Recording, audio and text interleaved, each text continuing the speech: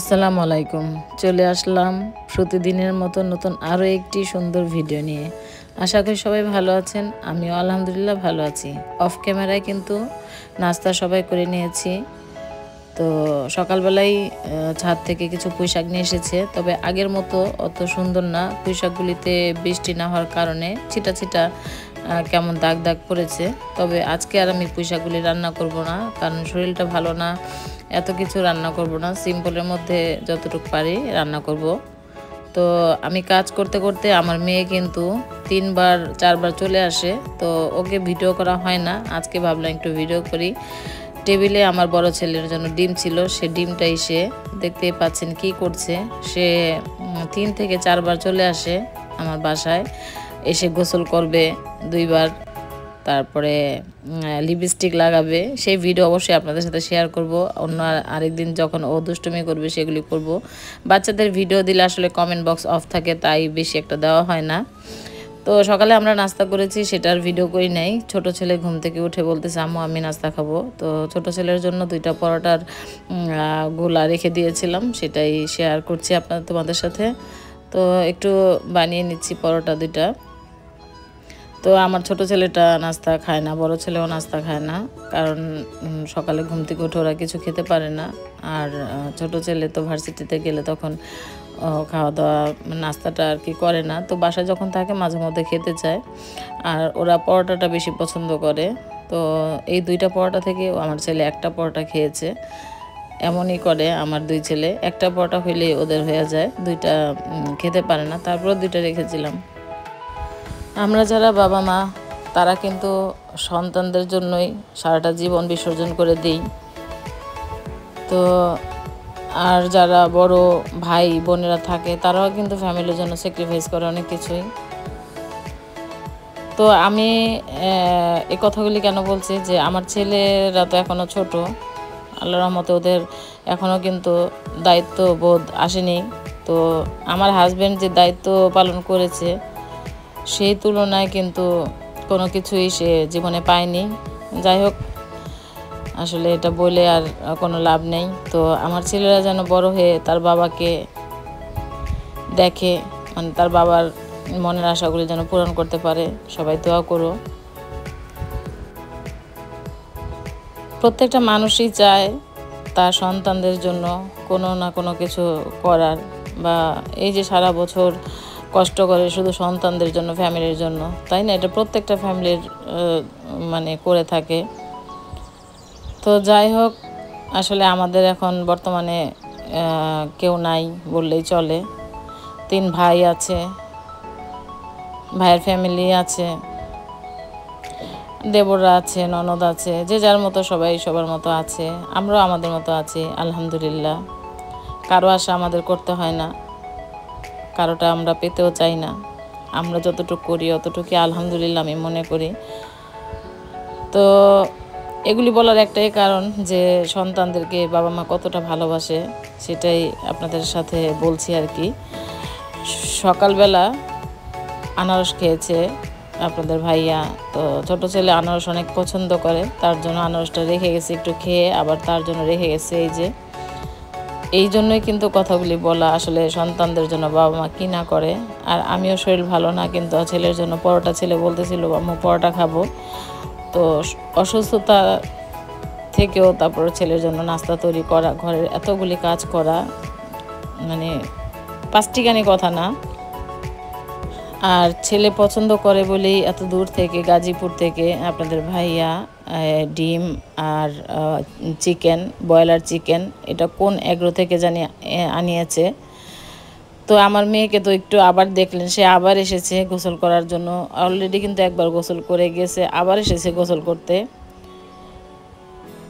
Broiler chicken অনেক দিন ধরে আমার ছোট ছেলেকে খাওয়াইতে পারতেছি না, আর ও চিকেনটা অনেক পছন্দ করে, ওর খাবারের এদিক সেদিক হয়ে যাচ্ছিল। তো আপনাদের ভাইয়া গাজীপুর থেকে একটা এগ্রো এই মুহূর্তে আমার নামটা মনে নাই, তো ওখান থেকে 6 কেজি চিকেন, 5টা চিকেন একদম পুরো পরিষ্কার করা, ওরা পরিষ্কার করে ওজনটা দেয়, ওইভাবেই আর কি কিনে আনা হয়েছে। আর ওখানে যেহেতু ডিমও ওরা বিক্রি করে, তাই 60টা ডিম আনছে আর কি। আমাদের বাসার কাছে কিন্তু ডিম পাওয়া যায়, তারপরেও উনি কেন এনেছে জানি না, তবে চিকেনগুলি দেখে আমি অনেক খুশি হয়েছি, কারণ আমার ছেলে অনেকদিন ধরে চিকেন খাইতে পারতেছি না, আর এখান থেকে চিকেন কিনে এনেও আমি খাওয়াইতে পারতেছি না, কেমন জানি একটু খুঁতখুত লাগতেছে, যেহেতু শুনেছি চিকেনের মধ্যে অনেক রোগ এসেছে।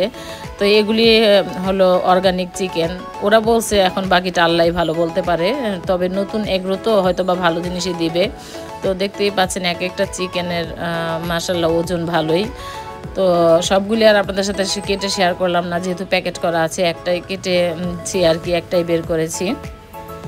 আমার মতো প্রত্যেকটা বাবা মা এমনই হয়, সন্তান কি খেতে পছন্দ করে কি খেতে পছন্দ করে না, সন্তানদের কথা চিন্তা করে কিন্তু বাবা মা সারা জীবন পার করে দেয়। তো আমার বাবা মাও কিন্তু আমাদের কথা চিন্তা করতে করতে এখন তো চলেই গেছে পৃথিবী ছেড়ে, হয়তো বা আমিও একদিন চলে যাব, আমার হাজব্যান্ডও একদিন চলে যাবে, দুটো ভাই থেকে যাবে। হ্যাঁ, যাই হোক, আল্লাহ যেন আমার সন্তান দুটাকে নেখায় দান করে, আমার যত মাথায় চুল আছে অত চুল পর্যন্ত যেন আমার ছেলে দুটাকে আল্লাহ বাঁচিয়ে রাখে।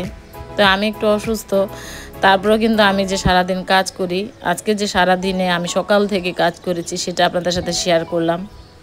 ছেলের দাওয়াত আছে তাই আর চিকেনটা আমি কিছু করি নাই, ওইভাবেই ডিপ ফ্রিজে রেখে দিয়েছি। অনেকে হয়তো ভাবে আমি কোনো কাজ করি না, হয়তো সারাদিন শুয়ে বসে থাকি, কিন্তু আমি কিন্তু টুকিটাকি করে অনেক কাজ করি। আসলে আমরা যারা গৃহিণী হাউস ওয়াইফ আছি তারা কিন্তু সকাল থেকে রাত পর্যন্ত কত কাজ করে, এটা আসলে অনেকে বুঝে অনেকে বুঝে না। তো শ্বশুরবাড়ি থেকে অনেকগুলি আম নিয়ে আসছিল শাহাদাত, আমার দেবরের ছেলে, তো আমগুলির মধ্যে হলুদ মরিচ সরিষা বাটা সরিষা তেল দিয়ে মেখে বারান্দায় দিয়ে দিলাম। আমি যে ভয়েস দিব সেটাও কিন্তু কষ্ট হচ্ছে ভয়েস দিতে, আমার প্রচণ্ড মানে ব্যথা হচ্ছে, পেটে তলপেটে ব্যথা হচ্ছে, তারপরেও কিন্তু ভয়েস দিচ্ছি। আজকে ইনশাল্লাহ ডাক্তারের কাছে যাব, তো ভয়েসটা দিচ্ছি, কিন্তু আজকে আমি আপলোড দিতে পারবো কিনা আমি জানি না, চেষ্টা করব আপলোড দেওয়ার। তো মুগ ডাল রান্না করব, মুগ ডাল ভাজি করলে বা রান্না করলে মানে মায়ের কথা মনে পড়ে, কারণ মুগ ডাল যখন ভাজি মানে কাঁচা ডালটা যখন নিয়ে আসতাম তখন কিন্তু মা ভেজে দিত, আমি বলতাম মা আমি এতগুলি ডাল একসাথে ভাজতে পারবো না, তুমি একটু ভেজে দাও। আমার মার যত কষ্টই হইতো না কেন এই সন্তানের জন্য কিন্তু এই কাজটা সে করে দিত। লাস্ট যখন আমার মা মারা যায় তার কিছুদিন আগেও আমি 1 কেজি মুগ ডাল এনেছিলাম, আমার মা দাঁড়িয়ে দাঁড়িয়ে মুগ ডালগুলি ভেজে দিয়েছে। তো মায়েরা এমনই হয় তাই না, নিজের অসুস্থ থাকলেও কিন্তু বিছানায় শুয়ে থাকতে পারে না, আমিও পারতেছি না বিছানায় শুয়ে থাকতে, আমার কিন্তু রান্না করতে হচ্ছে। তো দেখতেই পাচ্ছ তোমরা, আসলে আমি কি আর বলবো। আজকে অবশ্য সিম্পল রান্না করেছি, রুই মাছ ভুনা করেছি আর মুগ ডাল দিয়ে রুই মাছের মাথায় রান্না করেছি। গত ভিডিওতে দেখিয়েছিলাম একটা রুই মাছ না কাতলা মাছ এনেছিলাম, সেই কাতলা মাছটাই পুরোটাই রান্না করেছি। শরীর মন কোনো কিছু ভালো না থাকলে কাজে উৎসাহ পাওয়া যায় না, তারপরেও আমি নিজেকে ভালো রাখার জন্য কাজগুলি করেছি, ভিডিওগুলি করেছি, আমার মাইন্ডটাকে অন্যদিকে নেওয়ার চেষ্টা করি, কিন্তু ঘুরে ফিরে একই দিকে চলে আসে, জানি না। যাই হোক, তোমরা সবাই দোয়া করো আল্লাহ যেন সুস্থতা দান করে। তো আমি কিন্তু আজকে সকাল থেকে রাত পর্যন্ত যা যা করেছি সেটাই ভিডিও করেছি, হয়তো বা ভিডিওটা একটু বড় হয়ে যাচ্ছে, তো অনুরোধ করছি যারা আমাকে ভালোবাসো, আমার ভালোবেসে আমার ভিডিও দেখো, পুরো ভিডিও দেখার চেষ্টা করো। সবাই তো ফুল ভিডিও দেখে না, তারপরে যারা ফুল ভিডিও দেখো চেষ্টা করো। তবে আমি জানি যে আমি এই যে বলেছি ফুল ভিডিও দেখো, যারা ভিডিও দেখে তারা কিন্তু কমেন্ট করে যাবে যে আপু আমি আজকে ফুল ভিডিও দেখেছি। এই যে ভালোবাসা, কারণ অনেকে মনোযোগ দিয়ে ভিডিও দেখে, অনেকে মনোযোগ দিয়ে ভিডিও দেখে না, তো কি আর করার, কিছু করার নেই। আসলে নতুন যারা ভিডিও করছে তাদের ভিডিওর কোয়ালিটি খুবই ভালো, আমি প্রায় সময় বলে থাকি, কিন্তু আমার ভিডিওর কোয়ালিটি ভালো না। চেষ্টা করি আসলে গুছিয়ে সুন্দর করে কাজ বাজ করার জন্য, যেহেতু কোনো ভিউয়ার্স আসতেছে না, ভাবছি যে এখন থেকে ভিডিও প্রতিদিন সকাল থেকে রাত অবধি যা যা করি সেটাই শেয়ার করব। তবে আমি যে কাজ করি সেটা আমার ভিডিও দেখলে হয়তো বা অনেকে বুঝবে, অনেকে বুঝবে না। আমি কিন্তু এগুলি তো শুধু ক্যামেরার সামনের কাজগুলি দেখিয়েছি, পিছনের কাজ আরও কত কাজ থাকে, সেই কাজগুলিও কিন্তু আমি একাই করি।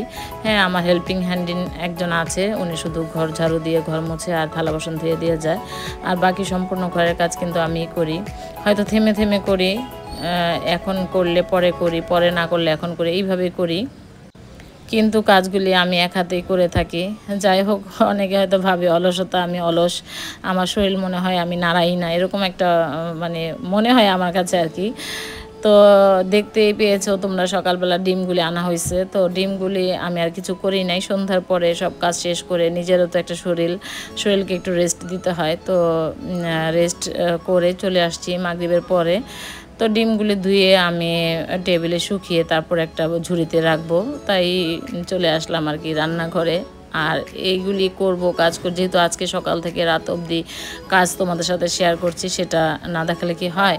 তো আমি একটু ডিম যেহেতু অনেকগুলি ডিম আনছে, এতগুলি ডিম কিন্তু আমাদের আনা হয় না, হয়তো বা 2 ডজন বা 3 ডজন আনা হয়, উঠতে গেলে 30টা ডিম আনা হয়। তো এবার যেহেতু 60টা ডিম আর সাথে ছিল আরও 12টা ডিম, একটা ডিম শুধু ভেঙে গেছে, দেখতেই পেলে। সেই ডিমটাকে আমি কি করব সেটাও তোমাদের সাথে শেয়ার করবো ইনশাল্লাহ। দেখতে থাকো আমার আজকের এই ভিডিও, সারাদিনের ভিডিও।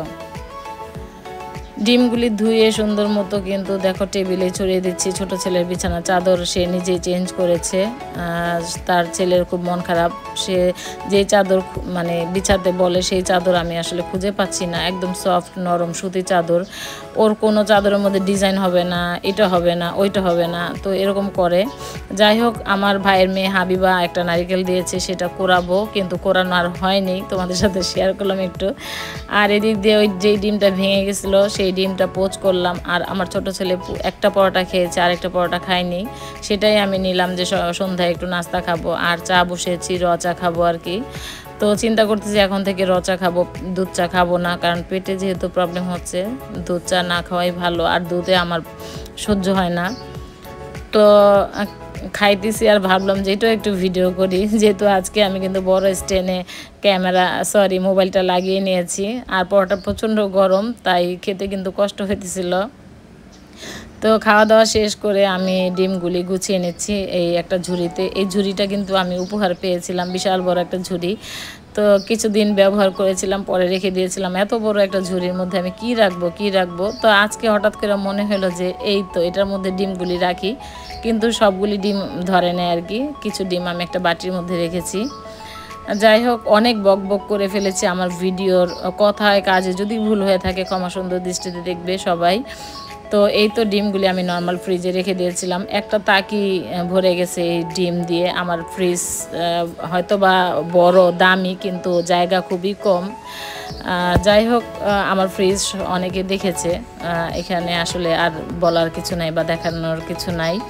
তবে ফ্রিজটা অনেক বড়, কিন্তু জায়গা খুব কম। ডাক্তার বলেছে প্রতিদিন টক দই খেতে, যেহেতু আমি দুধ খেতে পারি না। তো আড়ংয়ের টক দই এনেছিলাম, ওখান থেকে কিছু টক দই রেখে দিয়েছি, ওইটা ফেটিয়ে আমি এখন দুধ দিয়ে এটাকে আমি রেখে দিব। পরের দিন আর কি টক দই আমি বানিয়ে ওটা খাবো। তো আজকে শুধু বানাচ্ছি, কিভাবে করছি সেটাই শেয়ার করছি। পরের দিন অবশ্যই তোমাদেরকে শেয়ার করবো যে টক দইটা হয়েছে কি না। তো হালকা কুসুম গরম দুধের মধ্যে দুধটা দিয়ে মিশিয়ে নিচ্ছি। এই ছিল আমার আজকে সারা দিনের, সকাল থেকে সন্ধ্যা পর্যন্ত রান্না বান্না কাজকর্ম। যদি আমার আজকের ভিডিওটার কোনো একটা জায়গায়, কোনো একটা অংশে ভালো লেগে থাকে, একটা লাইক তো আমি পেতেই পারি, একটা লাইক দিয়ে আমার ভিডিওটা কন্টিনিউ করো। সবাই ভালো থেকো, সুস্থ থেকো, আমার জন্য দোয়া করো। তো আমি কিন্তু মোটা একটা টাওয়ালের মধ্যে নিয়ে এখন আমি ইলেকট্রিক ওভেনের মধ্যে দিয়েছি। তো এখানে রান্নাটা দিয়েছি এর জন্যই, কারণ এটাকে আমি 10 মিনিট প্রিহিট করেছি, তাই আমি গরম ওইটা সরাসরি দেইনি। তো এইভাবে আমি সারা রাত রেখে দিব। আজকের মতো বিদায়, আল্লাহ হাফেজ, আসসালামু আলাইকুম।